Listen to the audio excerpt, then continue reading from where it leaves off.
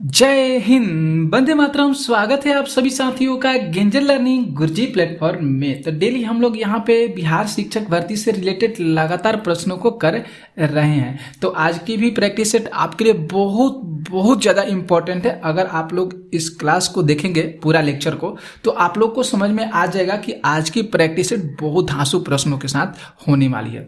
तो इस लेक्चर को आप लोग पूरा देखने का जरूर प्रयास कीजिएगा और जितना हो सके आप लोग इसे शेयर जरूर कर दीजिएगा, क्योंकि मैं ऐसे ही प्रश्न बिहार शिक्षक भर्ती के लिए बहुत इंपॉर्टेंट प्रश्न हमेशा लाते रहते हैं। तो आप लोग को अगर इस क्लास की पीडीएफ चाहिए तो डिस्क्रिप्शन में टेलीग्राम चैनल का लिंक दिया गया है, आप लोग वहां पे जाइए, उसको ज्वाइन कीजिए और वहां पे जो जो क्लासें होगी उस क्लास की पीडीएफ वहां पे मिल जाएगी।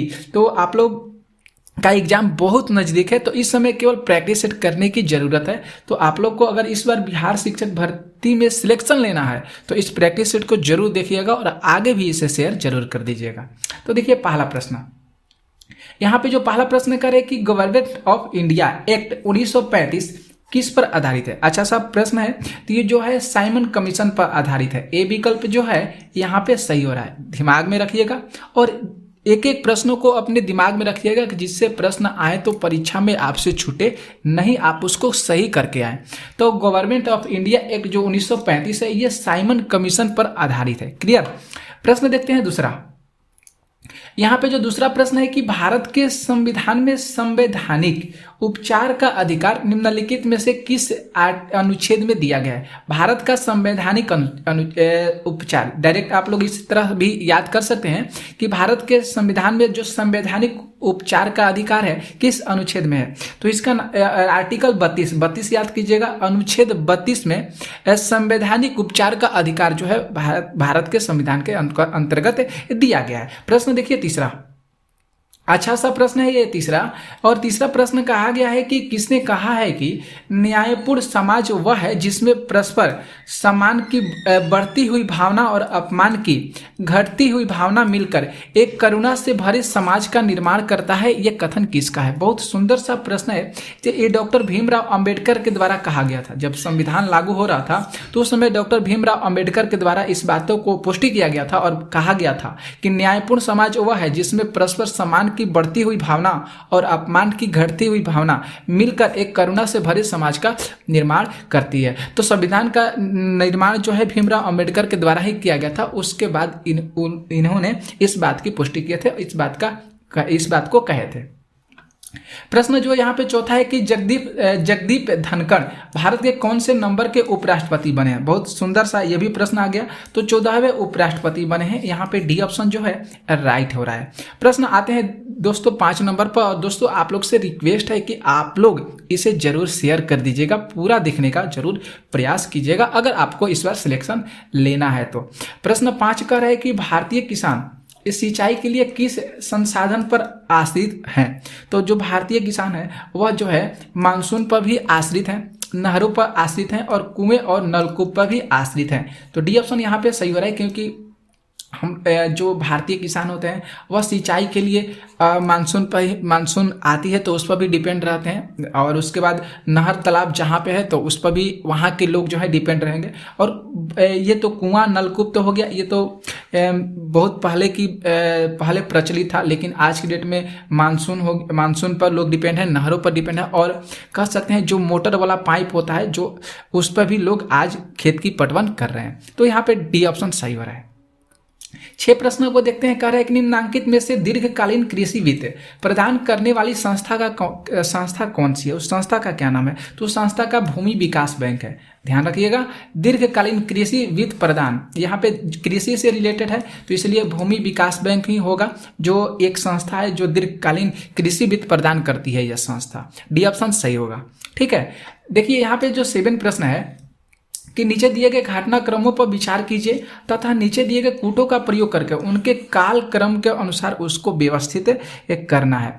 तो देखिए पहले यहाँ पे बंगाल विभाजन, केंद्र सरकार की राजधानी का कलकत्ता से दिल्ली स्थानांतरण, कांग्रेस का विभाजन और मुस्लिम लीग की स्थापना। तो यहाँ पे कह रहे कि घटनाक्रम कौन कौन सा पहले घटा हुआ है, इसी को हमको चुनना है।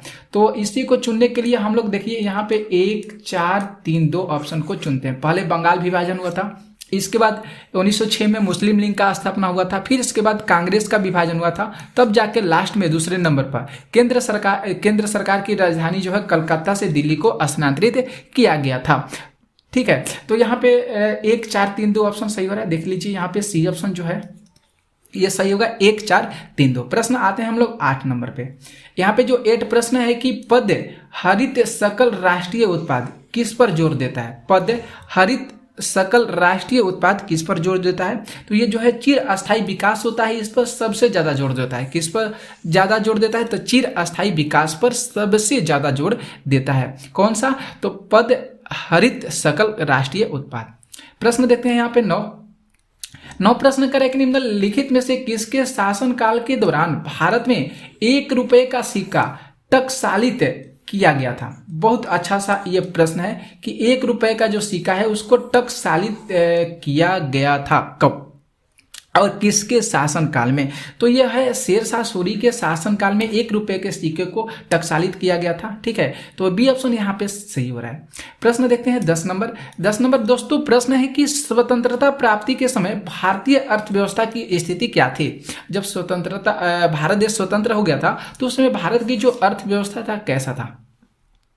तो भारत की अर्थव्यवस्था उस समय बहुत ज़्यादा कमजोर था और उसका जो विकास हो रहा था अवरोध था, रोका हुआ अर्थव्यवस्था था उस समय जब भारत देश स्वतंत्रता प्राप्ति के समय। ठीक है, तो उस समय धीरे धीरे नेताओं ने मिलकर इसको अपने जो कह सकते हैं अर्थव्यवस्था को धीरे धीरे सुधार हुआ अर्थव्यवस्था में।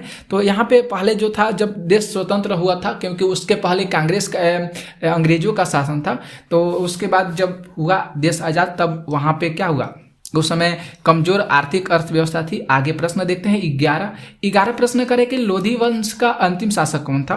तो लोधी वंश का अंतिम शासक इब्राहिम लोधी था। बी ऑप्शन जो है यहाँ पे सही होगा।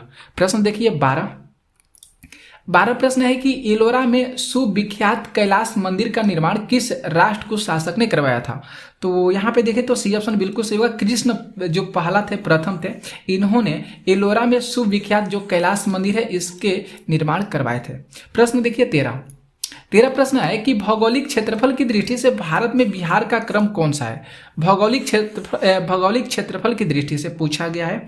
तो भारत में बिहार का जो स्थानीय क्रम है वह है बराहवा। जरूर याद कीजिएगा कौन सा हो जाएगा, तो वह क्रम हो जाएगा बराहवा। ओके, प्रश्न देखिए 14। अच्छा सा प्रश्न ये है 14, बहुत इंपॉर्टेंट प्रश्न है कि प्रत्येक को उसकी क्षमता के अनुसार के स्थान पर, प्रत्येक को उसकी आवश्यकताओं के अनुसार पर, यह सिद्धांत निम्नलिखित में से किसका है? बहुत अच्छा सा प्रश्न है। तो ये सिद्धांत जो है साम्यवाद का है। किसका सिद्धांत है? साम्यवाद का सिद्धांत है। सी ऑप्शन यहाँ पे सही हो रहा है। और इस सिद्धांत को जरूर आपके दिमाग में होना चाहिए कि ये साम्यवाद के द्वारा कहा गया है कि प्रत्येक को उसकी क्षमता के अनुसार के स्थान पर और प्रत्येक को उसकी आवश्यकता के अनुसार उसके सिद्धांत पर यह होना चाहिए, साम्यवाद का कथन है। 15 प्रश्न देखिए। 15 प्रश्न है कि मंत्रिमंडल पद्धति तथा सामूहिक जिम्मेदारी निम्नलिखित में से किस देश की देन है? तो ये ब्रिटेन की देन है। किसकी देन है? तो ये ब्रिटेन की देन है। प्रश्न देखिए 16 प्रश्न करें कि अहस्तक्षेप की नीति किस प्रकार की अर्थव्यवस्था का अंग है? तो अहस्तक्षेप की जो नीति है, ये जो अंग है पूंजीवादी अर्थव्यवस्था का अंग है। किसका अंग है? तो पूंजीवादी अर्थव्यवस्था का अंग है। 17 प्रश्न देखिए, कह रहा है 17 प्रश्न कि भारत के किस राज्य में बिहार की तुलना में निर्धनों की संख्या सबसे अधिक है? तो उत्तर प्रदेश में देखें तो निर्धनों की संख्या जो है, सबसे गरीब लोग जो है यहाँ पे सबसे ज्यादा है। बिहार की तुलना में, बिहार से तुलना किया है तो यहाँ पे उत्तर प्रदेश में सबसे ज्यादा। ठीक है, 18 प्रश्न देखिए, कह रहा है कि NABARD का मुख्य कार्य क्या है? तो NABARD का जो मुख्य कार्य है कि ग्रामीण जो साख संचालन होता है उसको सही तरीका से चलाना होता है। तो यहाँ पे ये बी ऑप्शन जो है सही हो रहा है। 19 प्रश्नों को देखते हैं दोस्तों, और इस समय प्रैक्टिस हम लोग करेंगे उतना ही हम लोग के लिए बेनिफिट है। 19 प्रश्न है कि लंगर की प्रथा संकेत करती है। लंगर की प्रथा संकेत करती है तो मुक्त समुदाय रसोई को संकेत करती है। किसको संकेत करती है? तो मुक्त समुदाय रसोई को संकेत करती है। 20 प्रश्न है, हाथियों के बारे में नीचे दिए गए कथनों पर विचार कीजिए। तो देखिए यहाँ पे विचार करने को बोला है। ऑप्शन ए कह रहा है यहाँ पे कि 3 माह के हाथी के बच्चों का भार लगभग 2 क्विंटल होता है। ये बिल्कुल सही बोला गया है। इसके बाद बी ऑप्शन को देखें तो हाथी अत्यधिक आराम नहीं करते हैं, वे केवल 2 से 4 घंटे सोते हैं। ये भी बिल्कुल सही बताया गया है।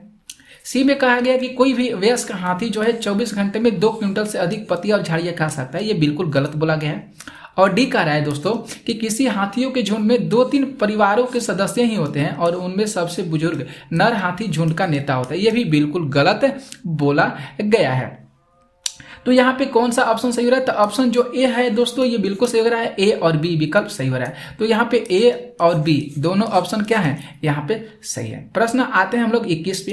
21 प्रश्न है कि वीनस फ्लाईट्रेप तथा पीचर प्लांट को कीटभक्षी पौधे कहा जाता है। बिल्कुल सही है। जो वीनस फ्लाईट्रेप होते हैं और जो पीचर प्लांट होते हैं ये कीटभक्षी पौधे होते हैं। दोनों कीटभक्षी का पौधे का नाम जरूर याद कीजिएगा और पूछा भी जाता है कि निम्नलिखित में से कीटभक्षी पौधे कौन से हैं, क्योंकि ये विशिष्ट पत्तियों या पत्तियों के भागों का प्रयोग करके कीटों को अपने अंदर फंसाते हैं और कीटों से ये अपना पौधे से डैश करते हैं। ये क्या करते हैं? बहुत सुंदर सा प्रश्न है। तो ये पोषक तत्व जो भोजन होते हैं ये कीटों से ही प्राप्त करते हैं। ये तो ए ऑप्शन यहाँ पे सही होगा। प्रश्न 22 पर चलते हैं। 22 प्रश्न कर एक निम्नलिखित में से किस कला रूप में वस्त्रों की रंगाई और प्राकृतिक रंगों जैसे गोबर, नील, हल्दी आदि के माध्यम से नमूने बनाना शामिल है? तो देखें तो यहाँ पे सी ऑप्शन बिल्कुल सही होगा, कलमाकारी। यहाँ पे जो सी ऑप्शन बिल्कुल सही हो रहा है। कलमाकारी एक माध्यम है जिससे गोबर, नील आदि का निर्माण जो है किया जाता है, बनाया जाता है। 23 प्रश्न पर देखिए। 23 प्रश्न है कि आप पश्चिमी घाट के पर्वतीय स्थलों के भ्रमण पर जाना चाहते हैं, आप स्थल के किस समूह का चयन करेंगे? तो यहाँ पे देखें तो महाबलेश्वर मुन्नार जो उट्टी है इसको हम लोग चयन करेंगे। डी ऑप्शन बिल्कुल सही हो रहा है, क्योंकि पश्चिमी घाटे के जो पर्वतीय स्थल है वह महाबलेश्वर मंदिर है। आगे प्रश्न पे चलते हैं 24 नंबर पे। 24 नंबर प्रश्न है कि चिड़िया के उस समूह की पहचान कीजिए जो अपनी भोजन संबंधी आदतों के आधार पर एक दूसरे से समानता रखती है। उस समूह को पहचान करना है। तो उस समूह का नाम हो जाएगा उल्लू, बाज, चील। ये तीनों जो समूह है ये अलग अलग हैं। ये अपने आदत के अनुसार दूसरे से अलग होते हैं, उल्लू, बाज और चील। ओके। 25 प्रश्न देखिए। 25 प्रश्न है कि महात्मा गांधी के राम राज्य की संकल्पना क्या थी? तो महात्मा गांधी के राम राज्य की संकल्पना राज्य विहीन समाज थी। क्या था? तो राज्य विहीन समाज। 26 प्रश्न देखिए। 26 प्रश्न है कि अखिल भारतीय किसान सभा के पहले सत्र के अध्यक्षता किसने की है? तो अखिल भारतीय किसान सभा के पहले सत्र की जो सदस्यता की है स्वामी सहजानंद की है। कौन? तो स्वामी सहजानंद। 27 प्रश्न देखिए। कार्य के उस विकल्प का चयन कीजिए जिसमें 2 संख्याएं उसी प्रकार संबंधित है जिस प्रकार युग में दी गई संख्याएं जो है संबंधित है। तो यहाँ पे देखें तो 384 और 843 नहीं होगा, क्योंकि देखिए यहाँ पे 416 है और इसको पलट दिया गया है तो 614 हो जाएगा। और सी ऑप्शन यहाँ पे जो माफ कीजिएगा दोस्तों, बी ऑप्शन यहाँ पे ना होगा। देखिए यहाँ पे तो हमने बी ऑप्शन को सही किया, लेकिन बी ऑप्शन नहीं होगा दोस्तों, यहाँ पे सी ऑप्शन होगा। क्योंकि देखिए यहाँ पे अगर हम इसको पलटते हैं 592 को पलटते हैं तो 9 पहले आ रहा है, बिल्कुल गलत है। ये पहले 8 आ रहा है, तब इसके बाद 4 पहले होना चाहिए, ये भी गलत है। लेकिन यहाँ पे सी ऑप्शन सही हो रहा है क्योंकि 2 8 6 है, अगर इसको पलटते हैं तो 2 8 2 हो गया, इसलिए यहाँ पे सी ऑप्शन सही है। और यहाँ पे जो दिया गया ये भी सही हो रहा है। प्रश्न चलते हैं 28 पे कि ताप के बढ़ने पर श्यानता गुणक क्या होता है? तो ताप के बढ़ने पर जो श्यानता गुणक होता है उसके गैसों का दाब बढ़ता है और द्रव क्या होता है वहां पे घटता है। सी ऑप्शन सही हो रहा है। प्रश्न 29 नंबर प्रश्न है कि समुद्र में प्लवन करते हुए आइस वर्ग का कितना भाग समुद्र की सतह से ऊपर आता है? तो जो आइस वर्ग का जो भाग होता है वह समुद्र की सतह से 1/10 भाग ऊपर आता है। बी ऑप्शन यहाँ पे सही हो रहा है। 30 प्रश्न पर चलते हैं। 30 जो प्रश्न है कि रुद्र घोष में परिवर्तन में निकाय का ताप क्या होता है? रुद्र घोष जो परिवर्तन होता है उसमें उस निकाय का जो टेम्परेचर होता है वह क्या होता है? तो वह जो है स्थिर रहता है। ए ऑप्शन जो है सही होगा। आगे प्रश्न देखिए 31 नंबर जो प्रश्न है कि आंख की पुतली या आईबॉल के संकुचन के कारण एक दृष्टि दोष वाले आंख देख सकती है केवल, यहाँ पे केवल, क्योंकि निकट की वस्तु जिसे उत्तल लेंस का उपयोग करके उसे ठीक किया जा सकता है। सी ऑप्शन दोस्तों यहाँ पे सही हो रहा है। प्रश्न चलते हैं 32 नंबर पे। 32 नंबर प्रश्न है कि किसी ध्वनि तरंग की आवृत्ति 2000 हर्ट्ज है और उसकी तरंगदैर्घ्य इतना है, तो ध्वनि तरंग की चाल क्या हो सकती है? तो ध्वनि तरंग की चाल जो है 400 मीटर प्रति सेकेंड हो सकती है, क्योंकि 2000 बाटा में कितना हो जाएगा 0.2, ये ऊपर चला जाएगा तो 10 हो जाएगा। ठीक है, अब मीटर है तो इसको सेंटीमीटर में चेंज कर दीजिएगा दोस्तों, तो इसलिए 400 मीटर प्रति सेकंड होगा। मीटर को क्या करना है, इसको सेकंड में चेंज कर लेंगे। ठीक है, तब जाके ये सही हो जाएगा। आगे देखिए प्रश्न आते हैं 33 नंबर की। अनुदैर्ध्य तरंग संचरण में विरलन के स्थानों पर माध्यम का घनत्व एवं दाब सामान्य अवस्था की तुलना में होती है। क्या होती है, बराबर, अधिक और कम होती है। तो यहाँ पे देखें तो वह कम होती है। यहाँ पे बी ऑप्शन जो है ये सही हो रहा है। प्रश्न आते हैं हम लोग 34 नंबर प्रश्न है कि जल खींचने वाले विद्युत पंप द्वारा हम बदलते हैं। तो जल खींचने वाले जो विद्युत द्वारा हम बदलते हैं विद्युत ऊर्जा को गतिज ऊर्जा में, विद्युत ऊर्जा को हम गतिज ऊर्जा में कन्वर्ट करते हैं। 35 प्रश्न देखिए कह रहा है कि लोहे की परत पर किस धातु से गैल्वेनीकरण होता है। तो लोहे की परत से जो है जिंक होता है, उससे गैल्वेनीकरण किया जाता है। बी ऑप्शन सही हो रहा है। 36 प्रश्न करें कि दहन क्या है। तो दहन जो है एक प्रकार की रासायनिक प्रक्रिया है। यहाँ पे ए ऑप्शन जो है ये सही हो रहा है। 37 नंबर प्रश्नों को देखिए। 37 प्रश्न है कि निम्नलिखित में से कौन सा सक्रियता के बढ़ते क्रम को निरूपित करता है। तो बी ऑप्शन सही होगा। यहाँ पे आयोडीन, Br, यहाँ पे कार्बन और यहाँ पे फ्लोरीन। यहाँ पे बी ऑप्शन बिल्कुल क्या है, ये सही हो रहा है। 38 प्रश्न देखिए दोस्तों करें कि साबुन क्या है। तो साबुन जो है एक प्रकार का उच्च वासा अम्लों के धातु का लवण है। यहाँ पे बी ऑप्शन सही हो रहा है। इस क्लास की पीडीएफ चाहिए तो जरूर डिस्क्रिप्शन में टेलीग्राम चैनल का लिंक दिया गया है, आप लोग उससे ज्वाइन कीजिएगा, आपको वहां पे सारी क्लास की पीडीएफ मिल जाएगी। 39 प्रश्न है कि सिनेबार किसका अयस्क है। तो सिनेबार जो हो जाएगा यहाँ पे पारा का अयस्क। यहाँ पे ई ऑप्शन जो है नहीं दिया गया है, यहाँ पे नन कर लीजिएगा तब जाकर सही होगा। यहाँ पे विकल्प में कोई नहीं दिया गया है। 40 प्रश्न देखिए कह रहा है कि अल्फा बीटा तथा गामा की वेधन क्षमता का अवरोही क्रम क्या हो सकता है। तो बी ऑप्शन सही होगा। यहाँ पे गामा हो जाएगा, तब बीटा होगा, तब क्या होगा, यहाँ पे गामा, अल्फा बीटा गामा हो जाएगा। ठीक है।